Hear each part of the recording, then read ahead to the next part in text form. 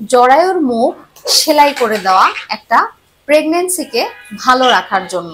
এইটা কখন করা লাগতে পারে?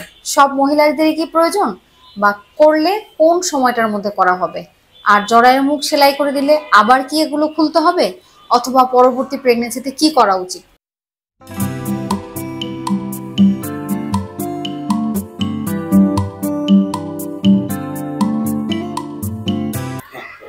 আসসালামু আলাইকুম, কেমন আছেন আপনারা সবাই?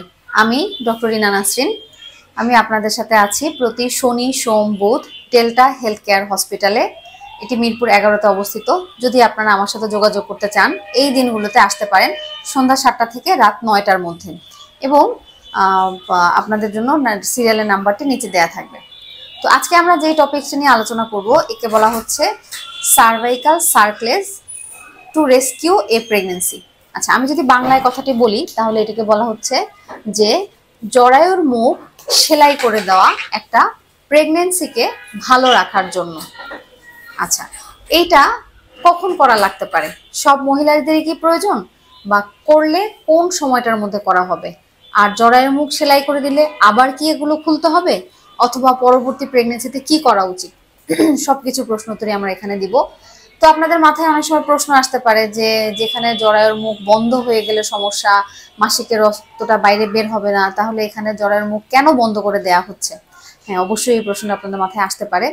এটা আমি শুরুতেই বলেছি যে এটা একটা প্রেগন্যান্সিকে রেস্কিউ করার জন্য দেয়া হচ্ছে। এটা কিন্তু সব মহিলার জন্য না। যেসব মহিলা দেখা যাচ্ছে যে আগে তাদের এই ধরনের হিস্ট্রি আছে, যে তাদের প্রেগন্যান্সির সেকেন্ড ট্রাইমাস্টার বা দ্বিতীয় পর্যায়ে যে বারবার বাচ্চা নষ্ট হয়ে যাচ্ছে, মানে 12 সপ্তাহ থেকে 28 সপ্তাহের মধ্যে, এটি কি কারণে হতে পারে? এটি সাধারণত সার্ভিক্স বা জরায়ুর মুখের কোনো সমস্যার জন্য এটি হতে পারে। এমন হতে পারে যে ওনার জন্মগতভাবে জরায়ুর মুখটা দুর্বল, অথবা আগে ওনার কোনো কারণে বাচ্চা নষ্ট হওয়ার কারণে উনি ডিএনসি করেছিলেন, সেই ডিএনসি অপারেশনের সময় ওনার জরায়ুর মুখটাতে যদি কোনো ইনজুরি হয়, সেক্ষেত্রে অনেক সময় জরায়ুর মুখ বন্ধ হয়ে যেতে পারে, অথবা জরায়ুর মুখ ঢিলা হয়ে যেতে পারে। এতে কি হবে? উনি যদি প্রেগনেন্ট হন, যখন ফার্স্ট ট্রাইমাস্টার মানে প্রথম 12 উইকসের মধ্যে যখন প্রেগনেন্সি হচ্ছে, বাচ্চাটার ওয়েট বেশি থাকে না, ওটাকে জরায়ুটা ধরে রাখতে পারে। কিন্তু 12 উইকসের পর যখন এই প্রেগনেন্সিটার ওয়েট, বেবিটার ওয়েট মোটামুটি একটু বেশি হচ্ছে, তখন জরায়ুর মুখটা ওই ওজনটা নিতে পারছে না, সে তখন খুলে যাচ্ছে, যেহেতু সে উইক হয়ে গিয়েছে। এবং খুলে যাওয়ার কারণে কি হচ্ছে? বাচ্চাটা সময়ের আগে ডেলিভারি হয়ে যাচ্ছে এই 12 থেকে 28 সপ্তাহের মধ্যে। এটি যাতে না হয়, এই জন্য জরায়ুর মুখটাকে বন্ধ করে দেয়া হয়। এটা করা হয় সাধারণত 12 উইকস থেকে 24 উইকসের মধ্যে, এবং ডেলিভারির আগে আগে আবার এটি খুলে দেয়া হয়। সাধারণত 36 বা 37 উইকসের মধ্যে এটি খুলে দেওয়া হয়, যাতে যখন বাচ্চাটা ম্যাচিওর হয়ে যায় তখন জরায়ুর মুখ খুলে দিলে যদি আল্লাহর রহমতে নর্মালি আগায় তাহলে নর্মালি হবে, বা যদি অন্য কোনো প্রবলেম থাকে তাহলে সিজারিয়ান সেকশনও লাগতে পারে। কিন্তু পুরো প্রেগন্যান্সি টাইমটাকে সিকিউর করার জন্য, যাতে সময়ের আগে জরায়ুর মুখটা খুলে না যায়, এই জন্য এই সুচারটা দেয়া লাগতে পারে। এখন এই আপনার এই সেকেন্ড ট্রাইমাস্টার অ্যাবর্শনের রেট কেমন? এটা বলছে যে প্রতি 100 জনে 10 থেকে 15 জন মহিলার এটা হতে পারে। তাহলে এই সংখ্যাটা কিন্তু নেহায়েত কম না। এবং এখনকার সময়ে কিন্তু আমরা প্রচুর দেখি আমাদের হসপিটালগুলোতে এই ঘটনাগুলো ঘটে, যে আগে তাদের একটা দুটা বাচ্চা নষ্ট হয়েছে, এবার উনি যখন প্রেগনেন্সি হলো 12 উইকসে উনি ডক্টরের কাছে চলে আসলেন, তখন ডক্টর ওনাকে খুব হালকা কিছু মেডিসিন দিয়ে, অ্যানেস্থেসিয়া দিয়ে এটি জরায়ুর মুখে সেলাই দিয়ে বন্ধ করে দেয়া হয়।